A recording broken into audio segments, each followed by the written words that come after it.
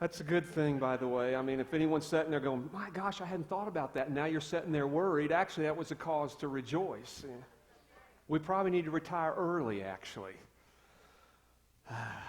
Boy, isn't it amazing how you can see some children up here and you see their parents in them? Isn't that amazing?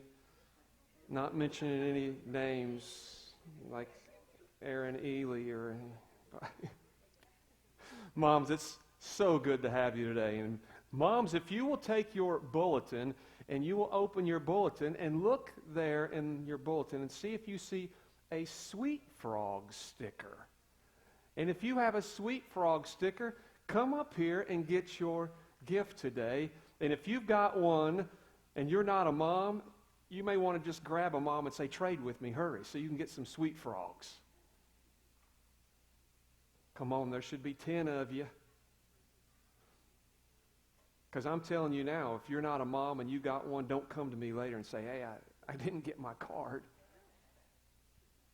2 out of 10? That's what we've got up here? 3, 4, 5, 6, 7. They're back there swapping. 7. Do we hear 8? You can keep that too. Were you going to give that to me? Were you trying to prove it to me? See, you ladies, you could just, there's still openings for 3 people up here. 3 people could just get up and say, yeah, I had one, but I left my bulletin back at the seat. Guys, go get you some Sweet Frogs on us. It's just enough for you. Don't try to take your kids and get them anything. It's just for you. And 3 for me. We'll find them. They're probably in kids' church. We'll find them later. Yeah, we're going to get you moms all up here in a minute and bless you. Love moms, and if you have lost your mom or you live far away from your mom, this is a day that you probably are a little emotional, to say the least. And I've been that way all week, thinking about my mom, and she's so far away. And if she was even only 8 hours away, we would go see her all the time. But when you get in a car to drive 16 hours, it makes it a little difficult, and it's just miss her. And I know her days on this earth are getting more and more numbered by the day, and I've just thought about her a lot and missed her. And I've thought about a lot of funny things about her this week, the things that she's taught me and said to me, things that I thought was so dumb as a kid, things that she would tell me, things that how she would explain things to me, the remedies she would give me, and I would just think it was so silly. And now I'm remembering it with great fondness. Show you a little clip here of some very familiar things that you've probably heard your mom say to you. And boy, did I ever hear my mom use these things on me. But Tim Hawkins does it so much better than me.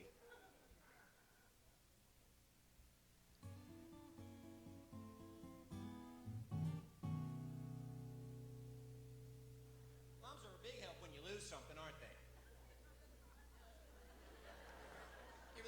Your mom is just not a help at all. Mom, I can't find my wallet. Well, it's got to be somewhere.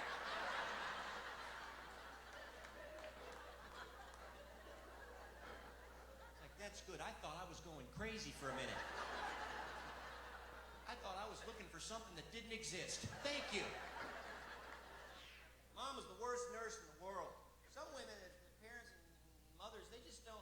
You do the same thing, no matter what's wrong with the kid. You tell them to do the same thing. Especially women in the South. When I was with Mom's kid. Like, Mom, I don't feel good. You need to get sit on the pot.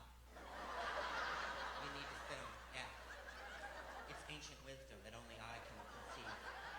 Go sit on the pot. You'll feel fantastic. I'm telling you. I think I broke my leg. You need to go sit on the pot. Okay.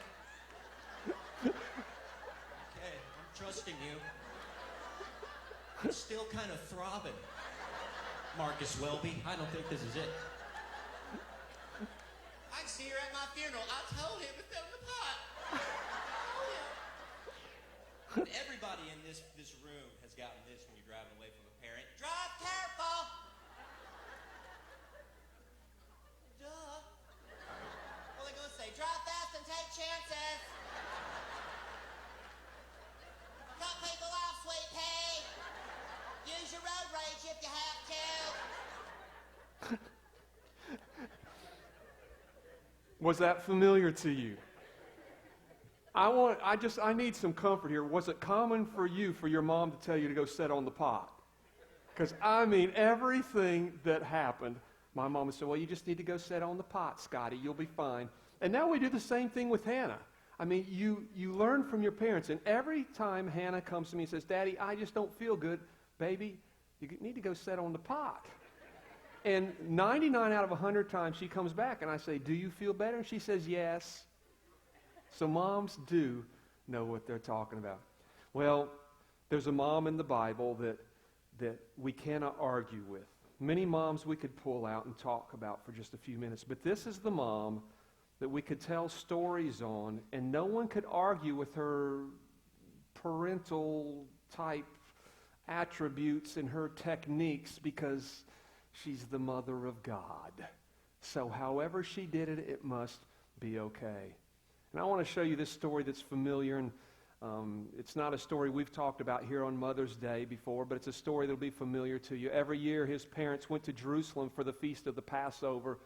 When he was 12 years old, they went up to the feast according to the custom. Now you guys know what kids go through when they turn about 12, right? Okay, nothing new under the sun.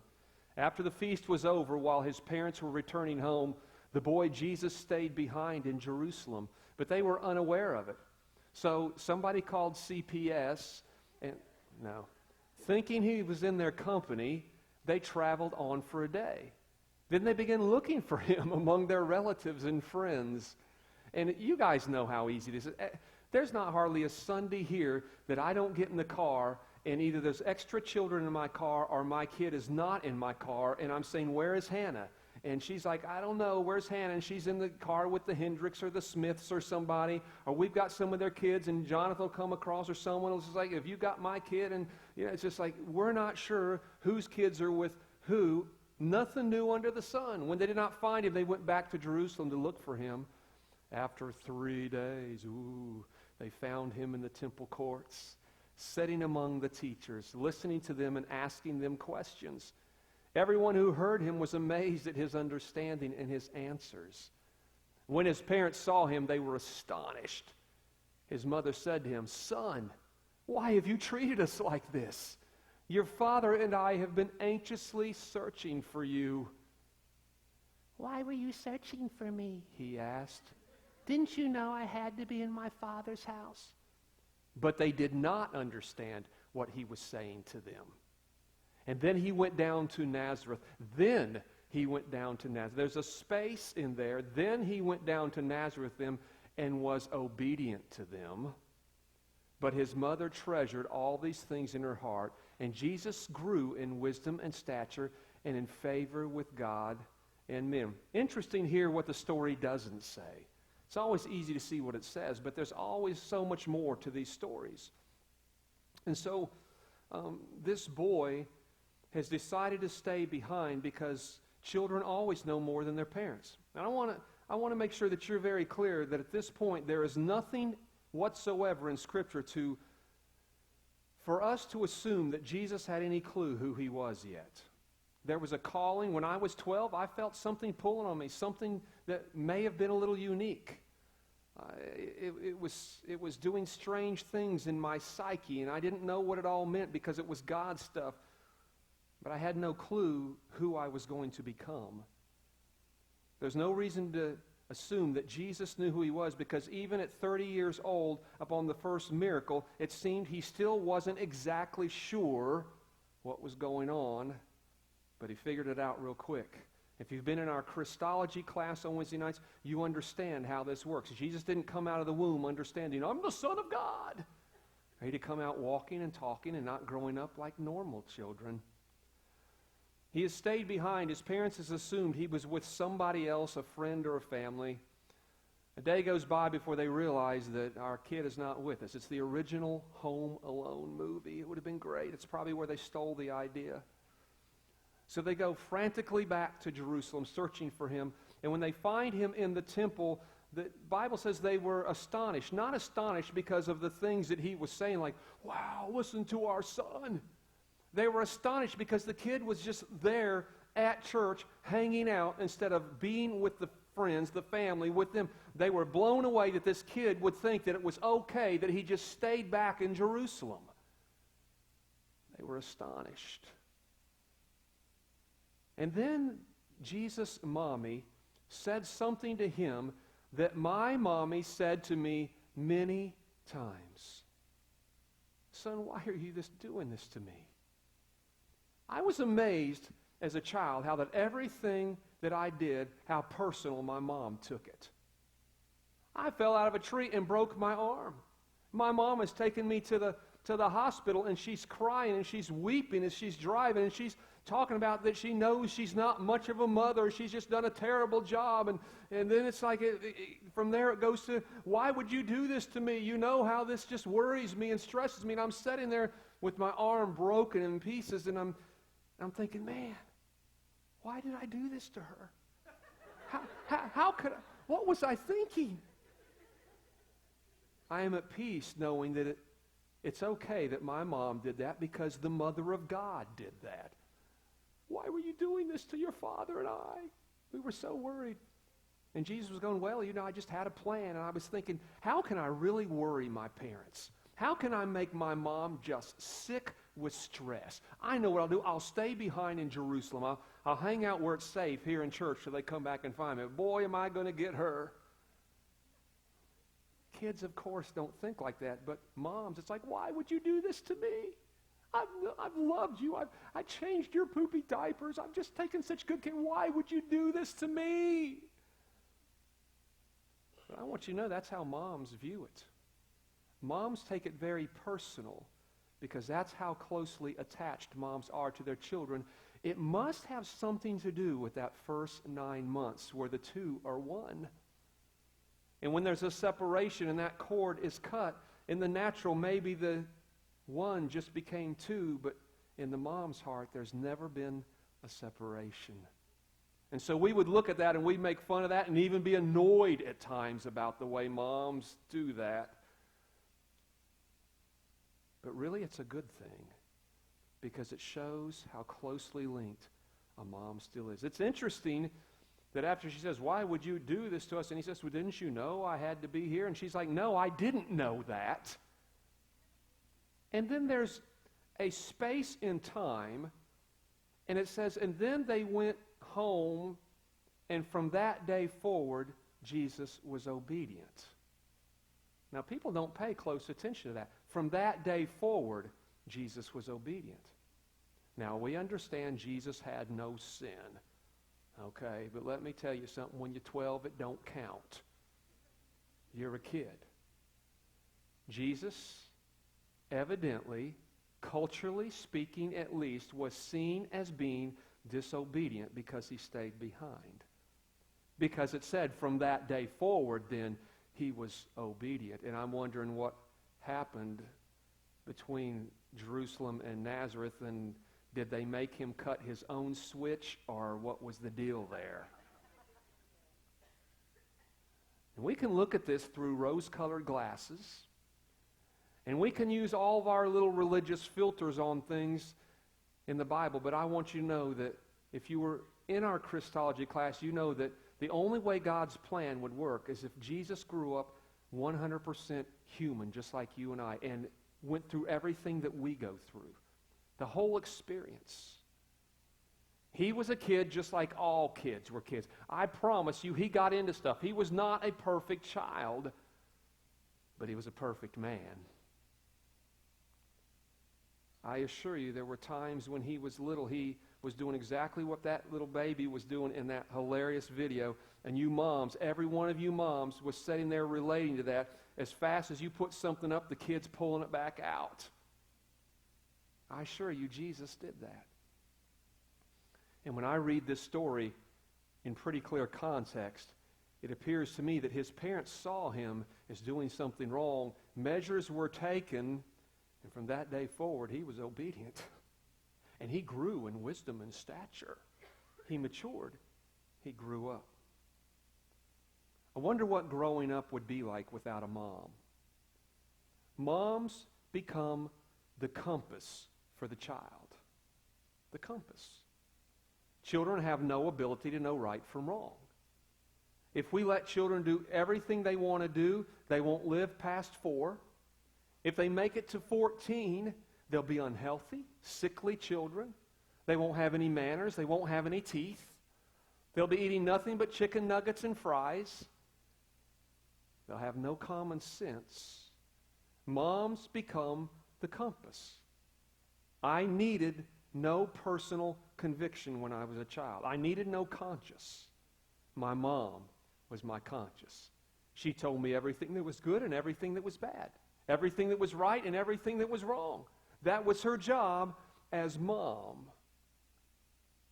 While other people could view my life through liberal glasses and say, well, you're your own person, little guy. You've just got to make your decisions for yourself. Whatever you think is right or wrong, you just do it, and you can see how it works out for you. Who am I to tell you what you should do? Thank God moms don't do it that way. Moms don't stand back and say, well, whatever seems right for you, baby. No, moms tell you what is right for you. That's their job. Moms become the compass. Moms become the motivation. Children don't want to do anything that prepares them for life. Think about it. There's not a thing hardly important to life that a child wants to do. They don't want to brush their teeth.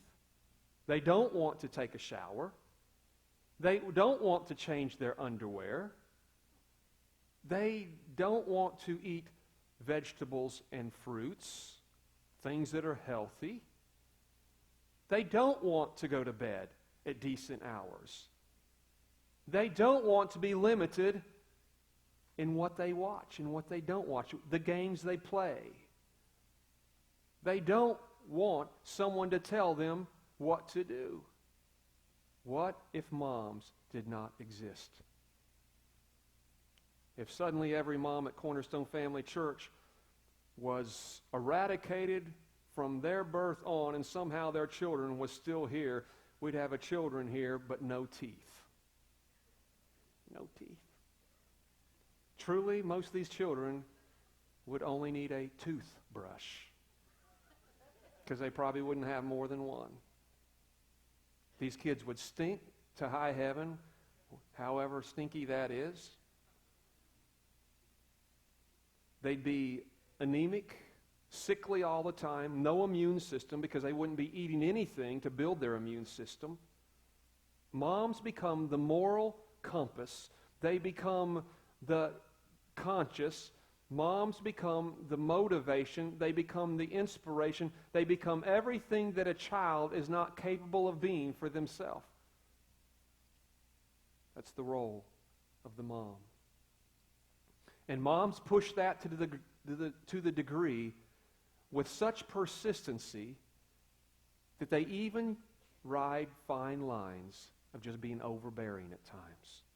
I love this story about this Canaanite woman. And this story is told for many reasons. But boy, what a story on Mother's Day.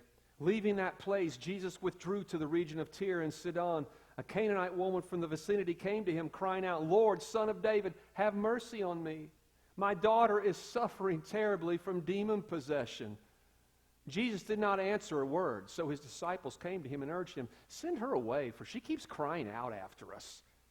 And he answered, "I was sent only to the lost sheep of Israel."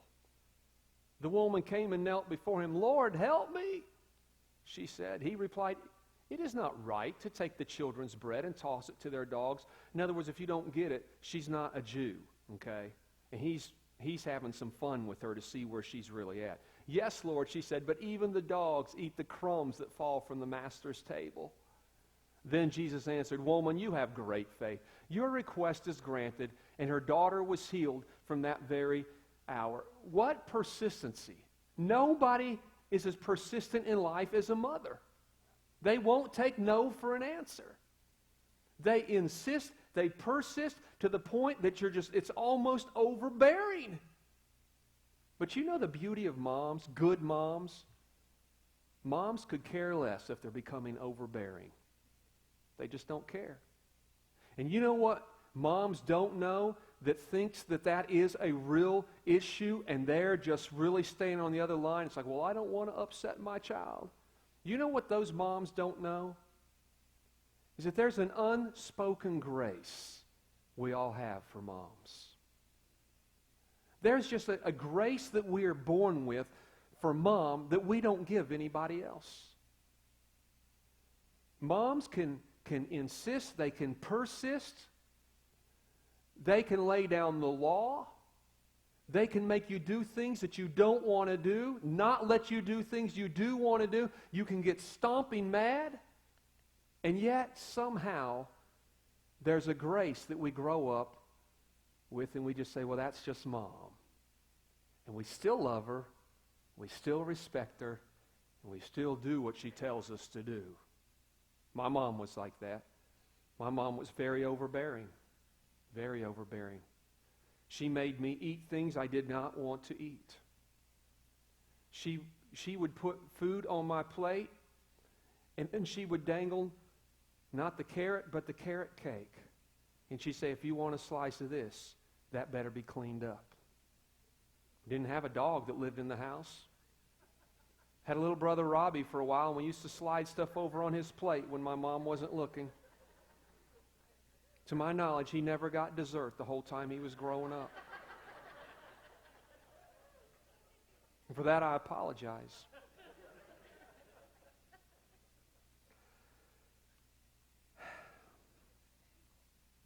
But growing up, I always had a strong immune system. Other kids were always home sick all the time to this day because of the way that she made us eat. Our immune systems became so strong. Just never got sick hardly. Because we had to eat lots of fruits and lots of vegetables. We didn't have chicken nuggets back then. We had chickens. And they laid nuggets, and we broke them open and we ate them. Didn't have French fries, but we ate lots of taters. Always taters at every meal, pretty much. If we said we didn't like it, it didn't matter. We had no opinion. There was only one opinion in the house, my mom's opinion. The one thing that most of you know that I will not eat is tomatoes. But it's not like I didn't try them. Just couldn't handle them. So she gave me grace to pick one thing I would not eat, and it was tomatoes. My wife has done the same thing with Hannah, by the way. From the time Hannah was a baby, we gave her the things to eat that we knew was going to make her healthy, and she grew up loving fruits and vegetables to the point that where my daughter doesn't even care about sweets. She could take them or leave them because she didn't grow up with them. Hannah's mom was a good mom in that area, like my mom was a good mom. She insisted, you eat that. She insisted at bedtime, it's time for bed. Didn't want to go to bed then. She insisted. It was not my right to decide my bedtime. It was her right to decide it. It was her right to decide if I got to go where all my other friends got to go. Because that's always the way it was. I was the only one that didn't get to go. Somehow my mom wasn't as stupid as I thought, and when I would play that card, she saw right through it and said, but all my other friends are doing it. You know what she'd say? Oh, Scotty. That's her way of saying, please, I wasn't born yesterday. I'm a mom. She would find things out about me that I would do as I became a teenager, and especially once I started college and started getting in some trouble with the law from time to time, and I would try to keep everything hush-hush and top secret, and I'd come home and she'd say, Scotty, I need to talk to you. And I'd say, well, Mom, how could you even know that? And she'd say, God shows me things. Now, it wasn't until years later that I found out that the lady that had been cutting her hair for years was one of the biggest gossips in town. She knew about everything, and my mom was up there every couple of weeks getting her hair done. Everybody had to have those beehives done professionally. You couldn't do them yourself. And maybe God did show her some things also. My mom knew that I was called to preach years before I knew it. I'm still not even clear to this day if God even called me, but my mom did. From the time I was little, Scotty, God's called you to preach. He's got his hand on your life. She said it over. God's got his hand on your life. She said, your life's not your own, Scotty. You've got to do what God wants you to do. You have no choice. And she pushed that in me and pushed that in me and pushed that in me.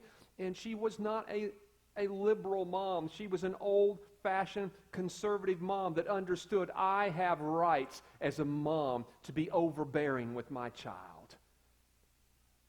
And I'm going to be intentional how I program him, how I teach him what's right and what's wrong. I'm going to be intentional about telling him about God's activity in his life. I'm going to wake him up and make him aware of some things that I know but he doesn't know yet. She was persistent to the point of being overbearing. And if there was ever a time that the compass could not make us do what she wanted us to do, it was okay because the enforcer was coming home later that evening. I said, well, just wait till your daddy gets home and then we'll see. Mom wasn't just the compass for the children. She was the compass for my dad also. My dad really had no opinions on anything in our life growing up as kids. He was a great dad, but he really only had one opinion, whatever Mom's opinion was. And so he would say, well, son, what's the problem here? Well, Dad, I don't know. Mom's just fuddy-duddy. She doesn't get it. So what did she tell you to do? Just do it. Half the time, he didn't even ask what she told us to do. He didn't even care. It's like, whatever your mom told you to do, just go do it. My dad you only need your two hands to count the number of times my dad spanked me growing up. But boy, were those memorable times. My mom, on the other hand, there ain't enough hands in this building today and enough fingers to even come close to counting it. And my mom, she picked up whatever was close by. It was different in those days. This was the pre-CPS days. This was the days where women were conservative and they believed that the Bible knew what it was talking about, so they didn't spare the rod. And most of the children did not grow up spoiled. And if we sassed her, she said, if you backtalk me again, you're going to be picking your teeth up out of the floor. We've kept several dentists in business through the years growing up. My mom had her little antics and tactics and tricks that she could use in public where she could compass us without people realizing what was going on. She was a hair puller. And my mom knew how to reach around, get a little yawn going, grab the back of your hair and jerk it down and get your attention real fast, especially in church. And it was funny because in Pentecostal churches, people were always whipping their heads around and their necks were always, shimmying and shaking and jerking. And I think the preacher just thought those Catron boys were just full of the Holy Ghost on the back row. And that was Mom with her hand back there just jerking on her hair.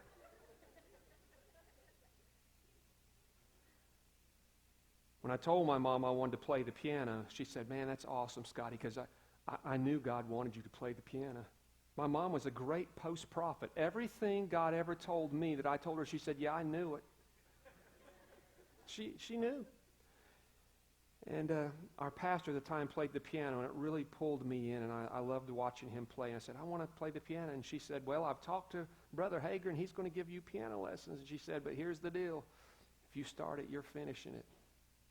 And when they went and bought the piano, she said, I want you to know, your days of decision-making with piano lessons and piano practice is over. I bought this piano. You will play this piano. And I would come home off the bus. We had to work the farm, but as soon as I get off the bus, I had to go straight to that piano every stinking day, sit down for 1 full hour and practice the piano. And I'd sit around, you know how it is, well, I need to go to the bathroom. You know how people are when they get to church. Nobody ever goes to the bathroom at home. They always wait till they get to church. I don't know how some of you guys stay on your jobs. Man, you're having to pee every 7 minutes. I had to pee every few minutes, and there's just always something going on, and she would nag at me. Oh, she was a nagger.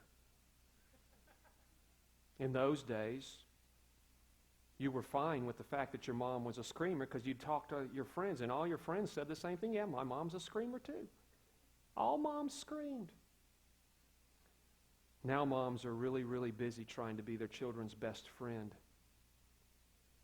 We got too many liberal moms in America today. We've got too many liberal moms in church today. Too many liberal moms that are afraid to make their children mad. Good moms don't worry about making their children mad. We got too many liberal moms worried that, well, when they grow up, they're not going to be my best friend. My mom never worried about that. Never worried about it. My mom never had any thoughts about being our friend. She only had thoughts about being our mom. When my life was messed up and no answers, no solutions, just a downward spiral, a scary downward spiral that surely was probably going to end in death. It was my mom who came up with the plan. And at 19 years old, you'd think I should be making decisions for myself, but I was still living in their house, and it was understood, my house, my rules. You don't like what I cook, you don't like my rules, there's the door. Go find a place of your own. It was understood. If you live in my house, it is my rules. I don't care how old you are. This is my house. I bought it. She didn't care about hurting our feelings. She didn't care about making us mad. She was mom. And when she packed my bags and said, oh, by the way, I filled out all your paperwork for you, and I've enrolled you at Southeastern Bible College. At Southeastern University now. I don't think there's any colleges left out there. I said, I don't want to go. I'm not leaving. My friends are here. And she said, no, you're going. I said, I'm not going. I'm 19. You can't tell me what to do anymore. Like, that's the stupidest thing I ever said to her. You can't tell me what to do anymore. I tried to tell her a few years ago. I was trying to tell her how to do something. I said, no. And she started back-talking me, man, sassing me. I said, Mom, I'm not telling you this as your son. I'm telling you this as your pastor. She just looked at me and said, Scotty. That always meant you're just so ridiculous and you don't even see it right now. She packed my bags and she said, you're going, and she loaded them in the car. She gave me a kiss and she said, we'll see you at Christmas. Ended up being the turning point in my life, not just for God to finally get a hold of my life, but meeting the love of my life and just our whole future together. Here's what I want you to understand, moms, in case you're worried about being persistent to the point of being overbearing. I have never, for 1 second of my day, been bitter towards my mom. I've never hated my mom. I've been very angry at her many times in the moment. But God gave me a grace for my mom that I have never had for anybody else. She's my mom. She can do anything and get away with it. She was persistent to the point of being overbearing in my life. And everything I am today is because of her persistence. When I became a partier and I decided that I was no longer going to be getting home in time to go to church with my family on Sunday mornings, because that's just the way club life is. If you do get home in time, you're in no condition to go. And I'll never forget the morning that my mom went in there, jerked the sheets off me, freezing cold, in a drunken stupor. She said, "Get up, you're going to church." I said, "I can't go to church." She said, "You're going to church. Get up now. We're leaving in 10 minutes. And I just understood. I have no choice here. She's the law. What a miserable morning in church. I want you moms to understand something. I have never hated my mom for making me go to church. In fact, I am your pastor today because of it. I play the piano because my mom insisted. I would like to think that I'm a halfway collected person that's kind of got enough of my act together to kind of be a leader in the community and a decent father and a decent husband. And I can't see anything in my life that's positive that does not have arrows that point directly back to my mom. My annoying, aggravating, nagging, screaming, hair-pulling, overbearing mom who made me brush my teeth, eat my peas, go to bed early so I could make good grades and go to college someday, wear clothes that was not an embarrassment to the family, practice the piano, and go to church. And if I hear that word come out of your mouth one more time, you will be picking your teeth up out of the floor. My mom had no fear of the law, no fear of anybody. With great resolution and confidence and passion, she would look into our eyes and say, "If you do that again, I will kill you." The liberal mom would say, "How terrible." Hey, liberal moms, do not believe that the Bible knows what it's talking about. Come back later on and let us know how your plan worked out for you. Moms, I celebrate you today. And I want to encourage you to be overbearing with your children. If you think the worst thing that can happen is your child saying, "I hate you," guess what? It's not the worst thing that can happen. Death is worse. STDs are worse.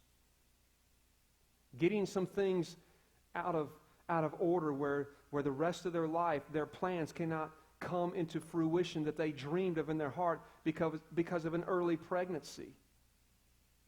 I don't care if my daughter tells us she hates us. My wife is a very good mom because she tells my daughter what she can wear and what she can't wear. She's a great mom. She tells her, "You're going to eat this." She's a great mom. She tells her, "You're going to bed now." She's a good mom because my child is a child and doesn't know how to do those things for herself. Moms, we applaud you today.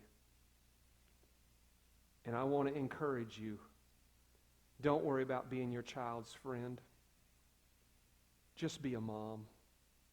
Pay attention to those details in your child's life that just flies right past us dads. I'm telling you, we dads, we miss a lot of details. Be the moral compass for them. Be a conscience for them.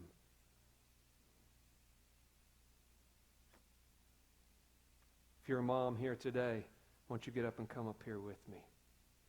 Well, not up here. Why don't you stay down there, but come up here.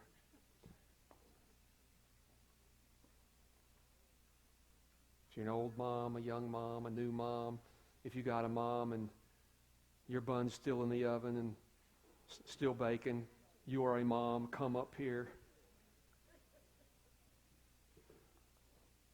Pardon me not using King James all the time.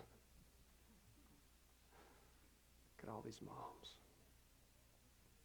I know we have moms traveling today that couldn't be here, and we still have a few moms that on Mother's Day they don't want to come to church. They want to go do something else with their kids, and that's fine too. But I'm just glad you're here so that you could laugh and we could remember how important you guys are. I made a comment on the somewhere, maybe on the bulletin or somewhere. I don't remember. Life is a blur. Just about how important the role of moms are here at Cornerstone. You guys are the center of our labor force here. The center of our labor force. The first ones to sign up. And you guys are the low maintenance into the labor force. Because no matter where we put you, there's nothing that you haven't experienced that makes, you're qualified for anything we ask you to do. There's never anything that pops up in a scenario in children's ministry here that you guys don't automatically know what you should do with it. Where would the body of Christ be without moms? Not just their bodies being there plugging in holes and working, but the expertise and the experience and the passion and the compassion of moms. I don't know where we would be. So we praise you today. If you're here and you've already raised your kids and you're looking back now and you say, boy, I see several things I should have done different, please do not feel alone in that. There's not a mom out there that doesn't feel that way. Nobody knows how to do this right. They really don't. You can buy the books and you can read them, and that's just something that worked for somebody else, or it's usually something that they learned after it was too late for them too. Don't you beat yourself up. Analyze yourself, second guess yourself from time to time, but don't you beat yourself up because you didn't get things perfect. If you're raising kids now and you have children that are just exasperating you, and you've tried 25 different things and you're looking for number 26 to try, I just want you to know you're not alone either. Let me just tell you, this story about this Canaanite woman who came to Jesus and said, Lord, please help me. My daughter is demon-possessed. I want you to know that child probably didn't have a single demon in her. That was that mother's view. She's got to be demon-possessed. No child should be acting this way. No, she was probably demon-possessed, but maybe not. Unless her head was spinning and she's levitating and coming down the steps backwards and upside down at the same time,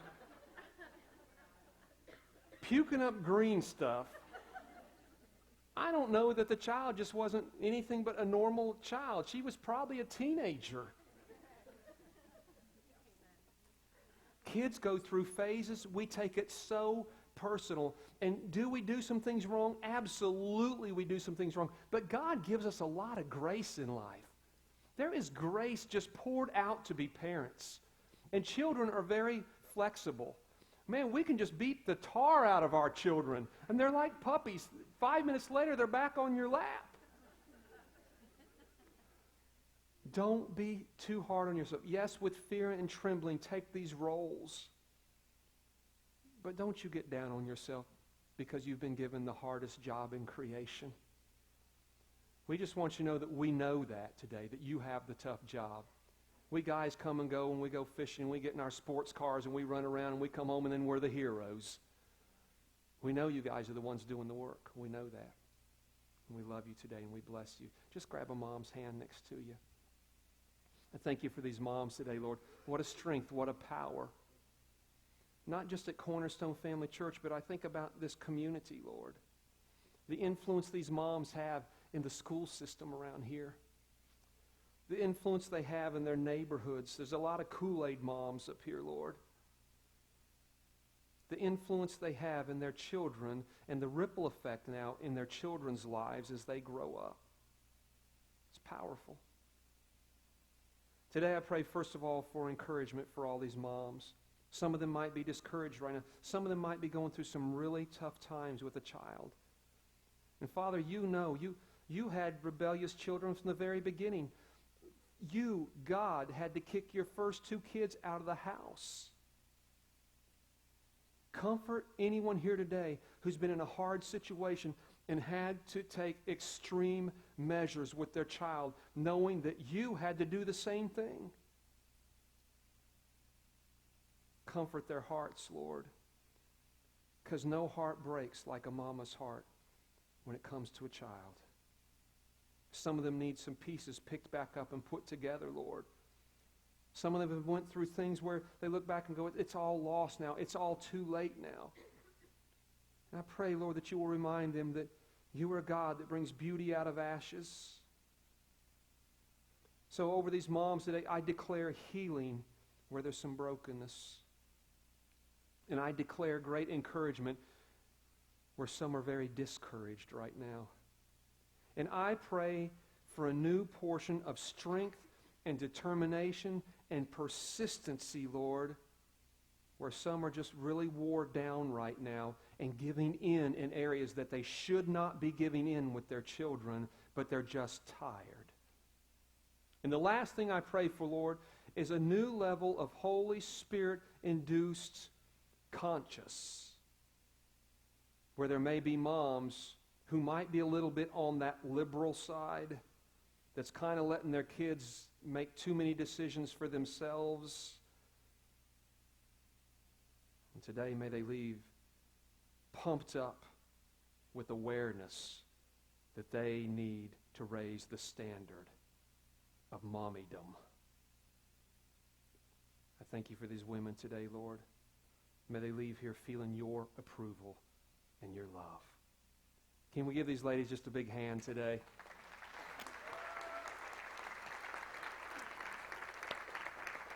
I applaud you.